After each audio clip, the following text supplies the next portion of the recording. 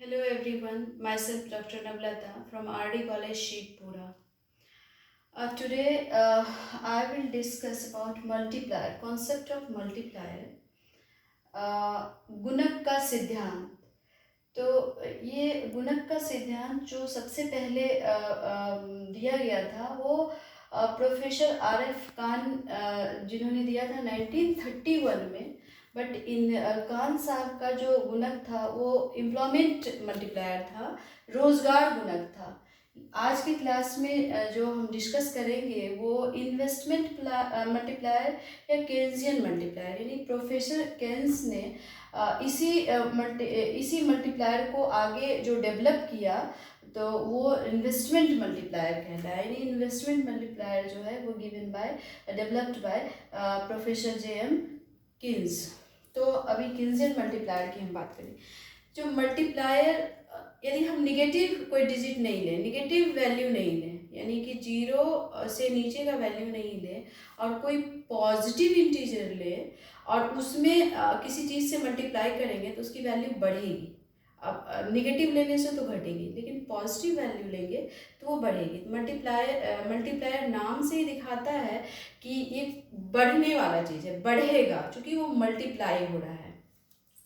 तो अब हम इन्वेस्टमेंट मल्टीप्लायर या इसको केन्जियन मल्टीप्लायर भी कहते हैं, उसका बात करेंगे। तो सबसे पहले देखेंगे कि मल्टीप्लायर होता क्या है, ये क्या है। तो मल्टीप्लायर जो है, पहले हम ये बताएंगे, मल्टीप्लायर को जनरली के से इंडिकेट करते हैं। यदि हम मल्टीप्लायर को के से इंडिकेट करें तो जो मल्टीप्लायर है, change in investment, change in income due to change in investment, यानी कि change in income due to change in investment, यानी कि इन्वेस्टमेंट में परिवर्तन के फलस्वरूप जो इनकम में परिवर्तन हुआ उसके रेशियो को ही हम क्या बोलते हैं, मल्टीप्लायर बोलते हैं। यदि हमारा निवेश में, इन्वेस्टमेंट में 100 करोड़ का निवेश हुआ, 100 करोड़ निवेश बढ़ा, तो हमारा इनकम कितना बढ़ेगा वो डिपेंड करेगा हमारे मल्टीप्लायर पर। यानी कि यदि मल्टीप्लायर का वैल्यू 2 है, यदि इसका वैल्यू 2 है और हम 100 करोड़ रुपये का निवेश करें, 100 करोड़ रुपये का निवेश करें, तो जो हमारा इनकम है वो बढ़ के कितना हो जाएगा, डेल्टा वाई क्या हो जाएगा, ₹200 करोड़, इतना वो बढ़ जाएगा। यदि मल्टीप्लायर का वैल्यू 3 होगा तो जो हमारा निवेश, इनिशियल निवेश जो डेल्टा आई है, यदि हम 100 करोड़ लें, निवेश में वृद्धि 100 करोड़ कर करें, तो हमारा जो इनकम में चेंज होगा, जो इनकम बढ़ेगा वो 300 करोड़ में। इसी तरह से यह हमारा मल्टीप्लायर का जो वैल्यू होगा उतना टाइम्स हमारा इनकम बढ़ेगा। तो इसी से पता चलता है कि निवेश का किसी भी इकोनॉमी में कितना इम्पोर्टेंट रोल है। यदि हमारा इकोनॉमी में निवेश नहीं होगा तो हमारा इनकम नहीं बढ़ेगा, यानी कि एम्प्लॉयमेंट जनरेट होने का चांस नहीं है। तो निवेश किसी भी इकोनॉमी के लिए बहुत ज़रूरी है। अब ये है कि मल्टीप्लायर है क्या। तो मल्टीप्लायर जो है ये डायरेक्टली रिलेटेड है। पहले मैं इसको फॉर्मुलेट करने के पहले एक कॉन्सेप्ट आएगा बीच में, MPC का, यानी कि मार्जिनल प्रोपेंसिटी टू कंजम्पशन। ये होता है मार्जिनल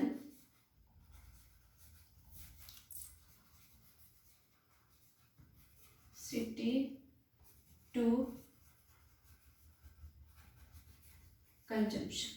ये क्या होता है, MPC, change in consumption due to change in income, यानी कि हमारे इनकम में परिवर्तन के फलस्वरूप अपने मांग में, अपने कंजम्पशन में, अपने उपभोग में हम कितना परिवर्तन लाते हैं। यानी इनकम बढ़ा तो हम कंजम्पशन में कितना, कंजम्पशन को हम कितना बढ़ाएंगे। क्योंकि जब इनकम बढ़ेगा तो इनकम, बढ़े हुए इनकम को हम क्या करते हैं, या तो कुछ पार्ट उसका हम डिमांड करते हैं, कुछ पार्ट हम उसका सेव करते हैं। लेकिन कुछ पार्ट डिमांड करने का मतलब कुछ पार्ट कंजम्पशन करते हैं और कुछ पार्ट को हम सेव करते हैं। वो डिपेंड करता है कि हमारा किस तरह का जो है कंजम्पशन हैबिट है। कुछ लोग हो सकता है कि 100 रुपया इनकम में 90 रुपया खर्च करते हैं, 10 रुपया बचाए। कुछ लोग हो सकता है कि 50 रुपया वो उसका डिमांड करे, 50 रुपया वो सेव करे, कुछ लोग 80 रुपया। तो वो उस पर डिपेंड करता है। तो यहाँ पर कुछ ना कुछ चेंज जरूर होगा। हमारा इनकम में चेंज होगा तो हमारे कंजम्पशन में कुछ ना कुछ चेंज होगा, नेगेटिव नहीं होगा कि हमारा 100 रुपया, यदि हमारा इनकम 100 रुपया बढ़ गया तो हम जो है पहले जितना था हमारा कंजम्पशन उतना ही कंजम्पशन होगा, ऐसा नहीं होगा। जनरल लाइफ में भी हम देखते हैं कि हमारा इनकम जब बढ़ता है तो हमारा कंजम्पशन बढ़ता है। तो वही है marginal propensity to consumption. Delta C, यानी C indicates consumption, delta indicates change, and delta Y change in income, यानी कि change in consumption due to change in income. अब हम देखते हैं कि ये किस तरह से ये इससे कोरिलेटेड है। अभी मैं बता रही हूँ कि MPC अधिक होगा तो वैल्यू जो है ये मल्टीप्लायर का अधिक होगा। यानी कि हम 100 रुपया में 80 रुपया को कंज्यूम करें तो जो वैल्यू होगा 50 रुपया कंज्यूम करेंगे उसके वैल्यू से अधिक होगा मल्टीप्लायर का। तो वो कैसे, अभी हम देखते हैं।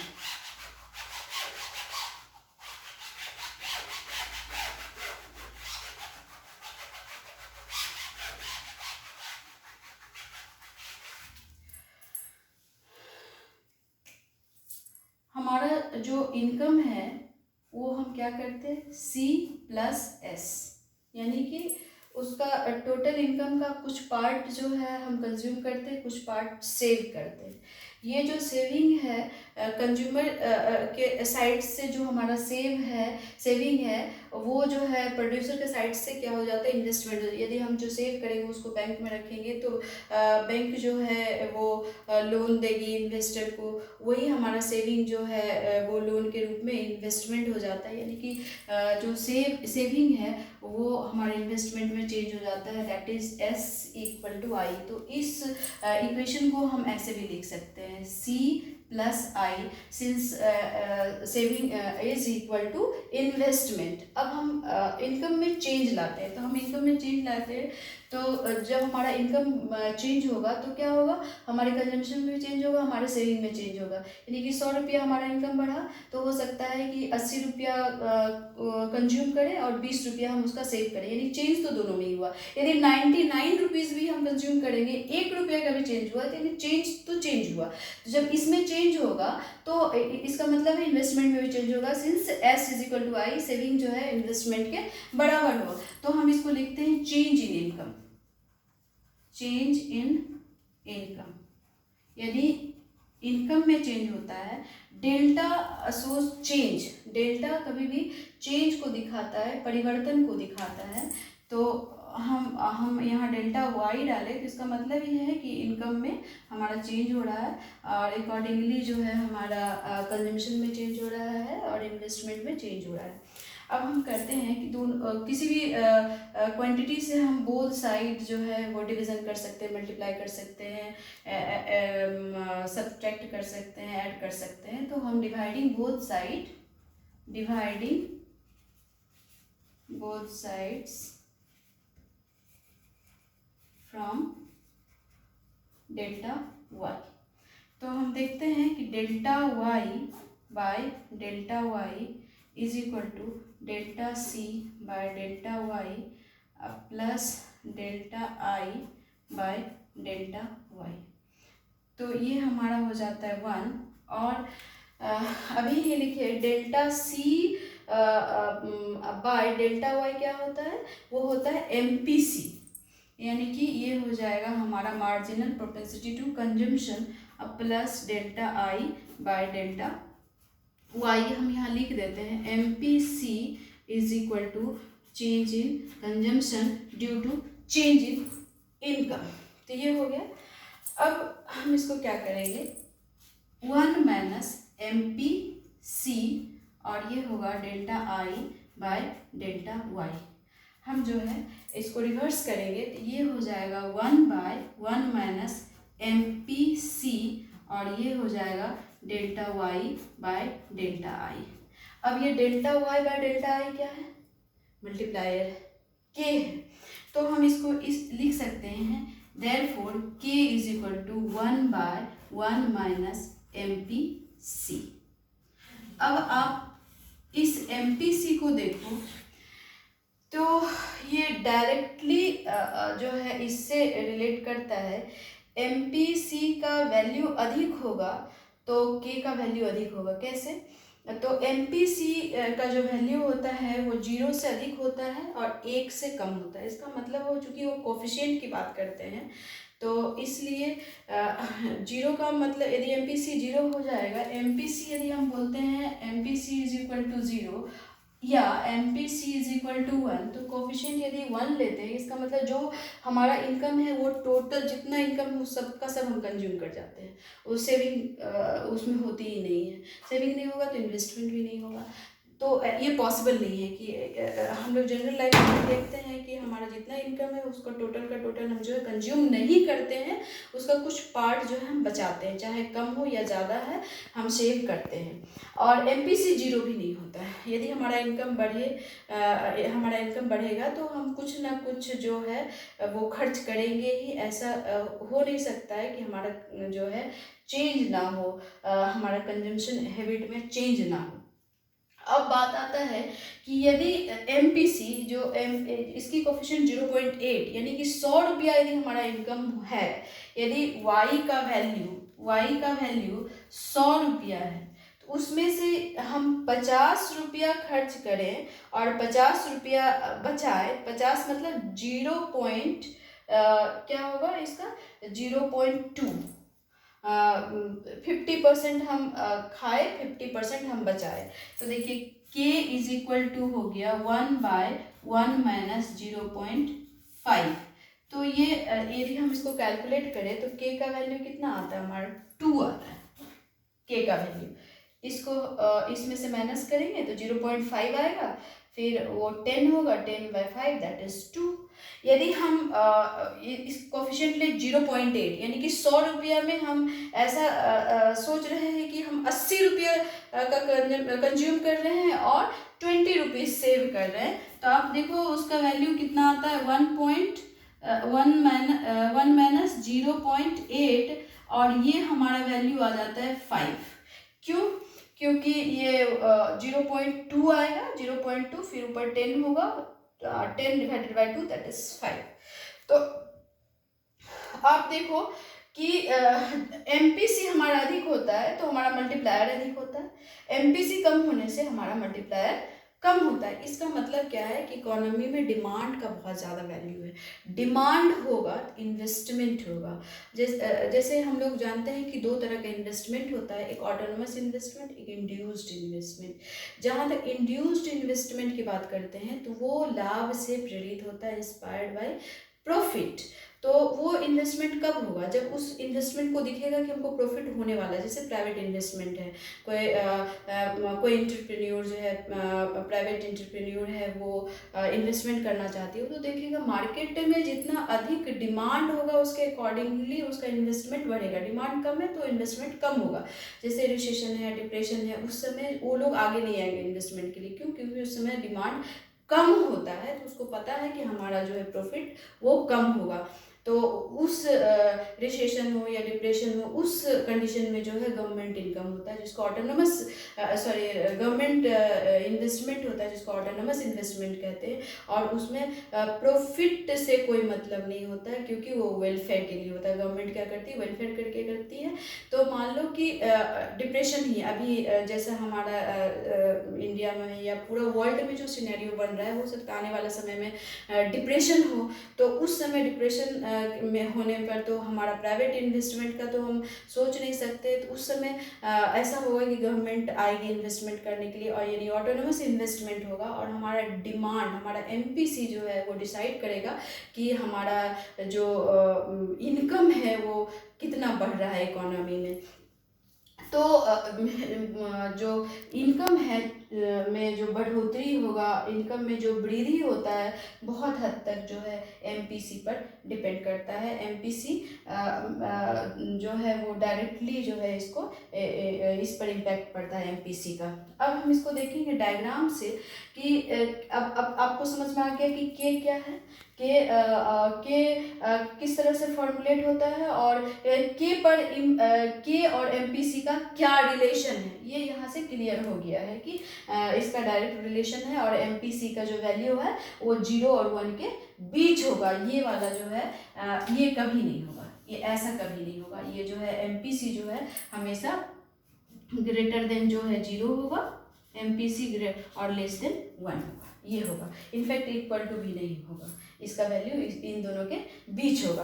अब इसको हम ग्राफिकली रिप्रेजेंट करें तो हम देखेंगे कि कैसे हमारा जो है इनकम चेंज, इन्वेस्टमेंट में चेंज होने से हमारा इनकम में किस प्रकार से चेंज होता है, मल्टीप्लायर किस तरह से चेंज लाता है इनकम।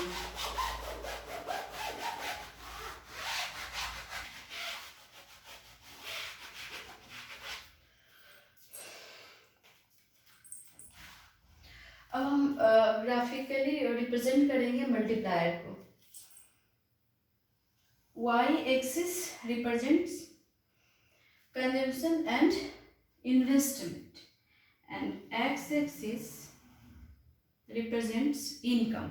ये जो x एक्सिस जो है हमारा इनकम को दिखाता है, और y एक्सिस जो है वो हमारा इन्वेस्टमेंट एंड कंजम्पशन को दिखाता है, y एक्सिस।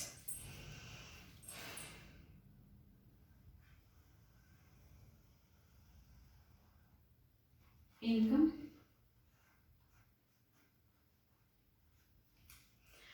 अब हम जो कंजम्पशन भी, ऑटोनोमस कंजम्पशन भी होता है, यानी कि हमारा इनकम हो या ना हो, कुछ ना कुछ हम कंजम्पशन हमारा होगा ही, चाहे वो लोन लेकर उपभोग करे या किसी से ले देकर, होगा ही होगा। तो ऑटोनोमस कंजम्पशन भी होता है।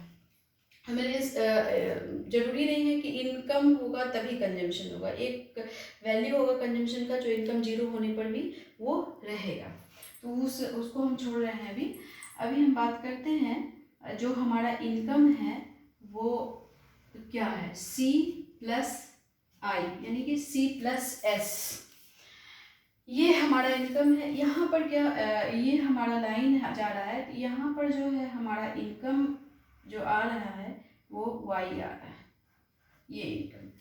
अब हम दिखाते हैं कि वो जो हम एग्जाम्पल लेके चल रहे थे कि हमारा इन्वेस्टमेंट में 100 करोड़ का वृद्धि हुआ है, इंक्रीज किए हैं, हम निवेश को बढ़ाए हैं। तो जब हम निवेश को बढ़ाते हैं तो हमारा इनकम कैसे बढ़ता है, ये ग्राफ से हमको क्लियर हो जाएगा।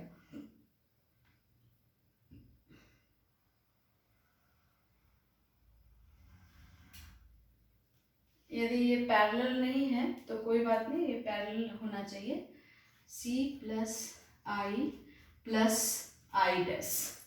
अब हम देखते हैं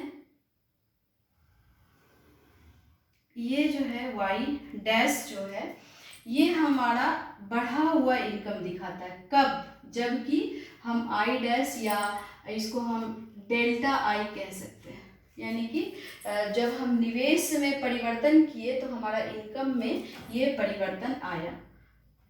तो हम ये देखते हैं कि ये वाला जो पार्ट है, ये इसका जो लेंथ है, इसका जितना डिस्टेंस है उससे कहीं अधिक जो है हमारा इसका डिस्टेंस है इनकम का, यानी कि जितना ये ग्राफ से ही बहुत ज़्यादा डिफरेंस नहीं क्रिएट कर रहा है, लेकिन फिर भी डिफरेंस क्रिएट कर रहा है कि हम देख रहे हैं। यदि प्रॉपरली इसको विद डेटा इस ग्राफ को बनाया जाएगा तो बहुत क्लियर हो जाएगा, क्योंकि हम अभी डेटा से नहीं इसको बना रहे हैं, तो फिर भी दिख रहा है कि जो लेंथ इसका है उससे कहीं अधिक इसका है, यानी कि जितना जितना हम निवेश कर रहे हैं उससे कहीं अधिक हमारा इनकम बढ़ रहा है। तो ये क्या दिखाता है कि मल्टीप्लायर जितना अधिक होगा वो इनकम उतना बढ़ेगा, ये इससे कहीं अधिक बढ़ेगा। यदि ये 100 है तो ये 200 करोड़ हो सकता है, 300 करोड़ हो सकता है, 400 करोड़ हो सकता है, वो मल्टीप्लायर पर डिपेंड करता है। अब हम देखेंगे कि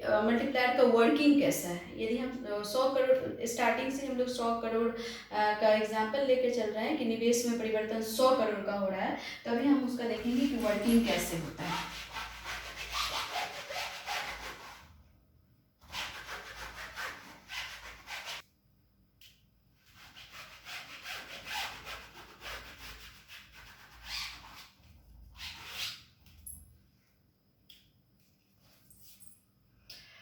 अभी हम मल्टीप्लायर का वर्किंग देखेंगे कि ये कैसे ये 100 करोड़ इन्वेस्टमेंट को 200 करोड़ कैसे बनाता है।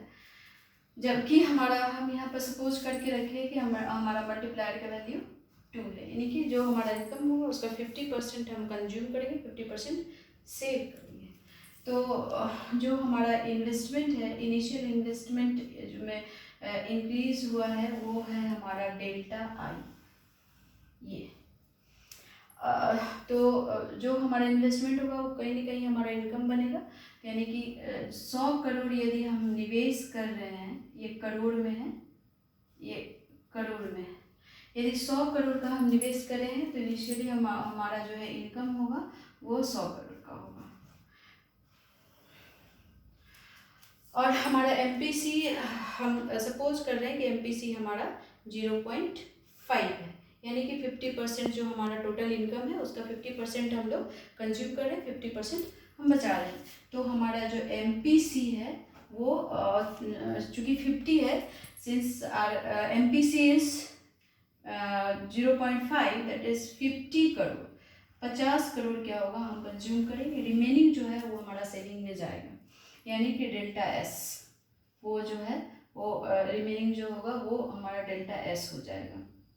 यानी कि इसको हम ऐसे भी लिख सकते हैं delta Y minus M P C, ये हम ऐसे इसको लिख सकते हैं। यही डेल्टा एस जो है डेल्टा आई। अब जो 50 करोड़ जो हम डिमांड करते हैं वो कहीं ना कहीं ये हमारे फैक्टर्स को जाता है, जो फैक्टर्स ऑफ प्रोडक्शन होते हैं वो जाता है, डिमांड कहीं ना कहीं वहाँ पर जाता है।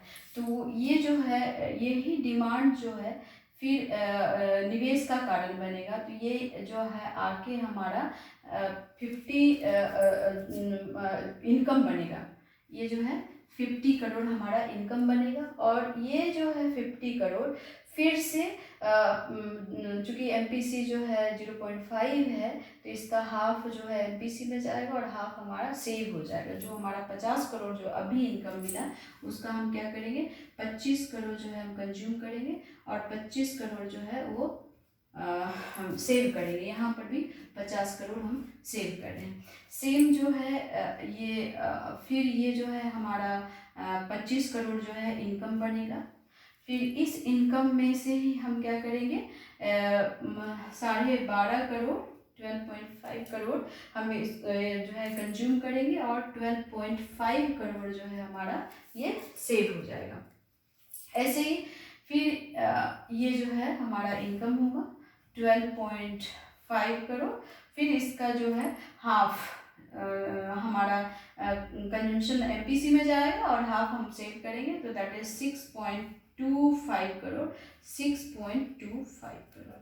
फिर ये जो 6.25 करोड़ जो है वो हमारा फिर इनकम होगा 6.25 करोड़।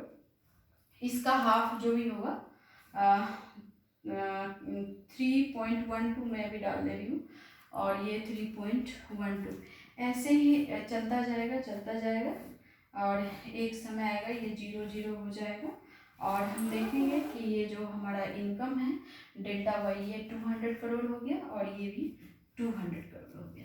तो हम ये देखते हैं कि कैसे इस ये वर्क करता है। कैसे एमपीसी जो है, एमपीसी यदि हमारा जो कोफिशिएंट है 0.5 है, तो कैसे हमारा इकोनॉमी में 100 करोड़ का निवेश से 200 करोड़ हमारा इनकम होता है। यदि वही यहाँ पर 0.8 होता, 100 करोड़ में हम 80 करोड़ का कंजम्पशन होता, एमपीसी होता, 80 हम यहाँ डालते, 20 यहाँ डालते, तो हमारा जो है इनकम और अधिक बढ़ जाता है। यानी कि जो मल्टीप्लायर है उसका बहुत वैल्यू है इकोनॉमी में।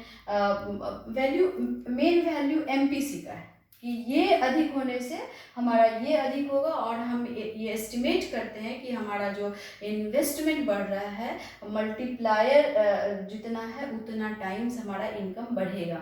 और एक चीज़ मैं बताना चाहूँगी कि जो मल्टीप्लायर है वो 2 डायरेक्शन में वर्क करता है, यानी कि ये फॉरवर्ड और बैकवर्ड दोनों ही डायरेक्शन में काम करता है। अभी हम जितना अभी एक्सप्लेन किए हैं वो फॉरवर्ड की बात किए हैं कि 100 करोड़ यदि हम निवेश करते हैं और मल्टीप्लायर का वैल्यू 2 है, कि हमारा 2 है, तो हमारा इनकम जो है बढ़कर 200 करोड़ हो जाएगा। लेकिन यदि हमारा इकोनॉमी रिक्वायरमेंट है 100 करोड़ इन्वेस्टमेंट का, और वो 100 करोड़ हम इन्वेस्टमेंट नहीं किए, तो क्या होगा, इसका निगेटिव इम्पैक्ट होगा कि हमारा इकोनॉमी में 200 करोड़ बराबर का इनकम कम हो जाएगा। यानी कि मल्टीप्लायर का जो वर्किंग है वो दोनों ही डायरेक्शन में होता है, फॉरवर्ड एंड बैकवर्ड। तो इकोनॉमी में यदि इन्वेस्टमेंट का ज़रूरत है, नीड है, तो इन्वेस्टमेंट होना चाहिए, चाहे वो ग्रो करने के लिए, चाहे वो ऑटोनोमस इन्वेस्टमेंट हो या इंड्यूस्ड इन्वेस्टमेंट हो। लेकिन रिसेशन और डिप्रेशन के समय में जो है इंड्यूस्ड इन्वेस्टमेंट नहीं होता है और ऑटोनोमस इन्वेस्टमेंट ही होता है। आने वाला समय में ऐसा हमको लग रहा है कि इंडिया में 6 महीना, 8 महीना, 10 महीना या पूरा वर्ल्ड में जो है 1930 में जो मंदी है, 1930 में जो डिप्रेशन आया था, शायद वो फेस करना पड़े पूरा वर्ल्ड को। उस समय जो है जो इन्वेस्टमेंट की बात होगी तो गवर्नमेंट के थ्रू ही होगा, और यानी कि ऑटोनोमस इन्वेस्टमेंट होगा। इंड्यूस्ड इन्वेस्टमेंट शायद कम हो, ना भी हो या हो भी, लेकिन जो ऑटोनोमस इन्वेस्टमेंट है उसकी बहुत ज़रूरत पड़ेगी हमारा, उसके बाद ही हमारा इकोनॉमी रिपेयर हो पाएगा।